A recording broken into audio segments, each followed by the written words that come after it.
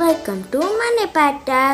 If you like our videos, please subscribe our channel. ಇವತ್ತಿನ ಈ ವಿಡಿಯೋದಲ್ಲಿ 6ನೇ ತರಗತಿಯ ಸಮಾಜ ವಿಜ್ಞಾನ ವಿಷಯದ ಪೌರನೀತಿಯ ಅಧ್ಯಾಯ 7 ಮತ್ತು ಅಧ್ಯಾಯ 8ರ ಪ್ರಶ್ನೋತ್ತರಗಳನ್ನು ತಿಳಿದುಕೊಳ್ಳುವ. ಮೊದಲಿಗೆ ಪ್ರಜಾಪ್ರಭುತ್ವ ಎಂದರೇನು? ಪ್ರಜೆಗಳು ತಮ್ಮ ಪ್ರತಿನಿಧಿಗಳನ್ನು ಆಯ್ಕೆ ಮಾಡಿ ಅವರಿಂದ ನಡೆಸಲಾಗುವ ರಾಜಕೀಯ ವ್ಯವಸ್ಥೆಯನ್ನು ಪ್ರಜಾಪ್ರಭುತ್ವವೆಂದು ಕರೆಯಲಾಗುತ್ತದೆ. ಎರಡನೇದು, ಪ್ರಜಾಪ್ರಭುತ್ವದ ಮಹತ್ವವೇನು? ಪ್ರಜಾಪ್ರಭುತ್ವದ ಮಹತ್ವವೆಂದರೆ ಆಡಳಿತವು ಪ್ರಜೆಗಳ ಪ್ರತಿನಿಧಿಗಳದ್ದೇ ಆಗಿರುತ್ತದೆ. ಎಲ್ಲರ ಸಮಾನತೆಗೆ ಇಲ್ಲಿ ಅವಕಾಶವಿದೆ. ಕ್ರಮಬದ್ಧ ಚುನಾವಣೆಗಳು ನಡೆದು ಜನಪ್ರತಿನಿಧಿಗಳು ಅಧಿಕಾರ ವಹಿಸುತ್ತಾರೆ. ಮೂರನೇದು, ಭಾರತದಲ್ಲಿ ಮತ ನೀಡಲು ಪೌರನಿಗೆ ಎಷ್ಟು ವಯಸ್ಸಾಗಿರಬೇಕು? ಭಾರತದಲ್ಲಿ ಮತ ನೀಡಲು ಪೌರನಿಗೆ 18 ವರ್ಷ ವಯಸ್ಸಾಗಿರಬೇಕು. ನಾಲ್ಕನೇದು, ಮತದಾನದ ಮಹತ್ವವೇನು? ಪ್ರಜೆಗಳು ತಮ್ಮ ಅಭಿಪ್ರಾಯವನ್ನು ತಿಳಿಸಲು ಮತದಾನವು ಸಹಾಯಕವಾಗುತ್ತದೆ. ಇದು ಎಲ್ಲಾ ವರ್ಗದ ಜನರ ಪ್ರಾತಿನಿಧ್ಯಕ್ಕೆ ಅವಕಾಶ ನೀಡುತ್ತದೆ. ಇದು ಮತದಾನದ ಮಹತ್ವವಾಗಿದೆ. ಅಧ್ಯಾಯ 8, ಸ್ಥಳೀಯ ಆಡಳಿತ.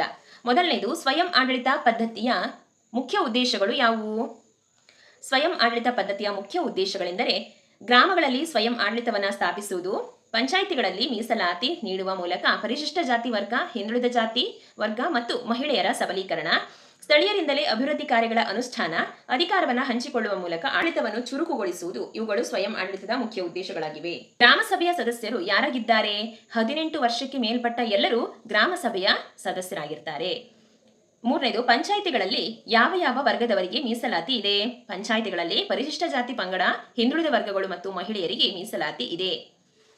ನಾಲ್ಕನೇದು, ಜಿಲ್ಲಾ ಪಂಚಾಯಿತಿಯ ಆದಾಯದ ಮೂಲಗಳು ಯಾವುವು?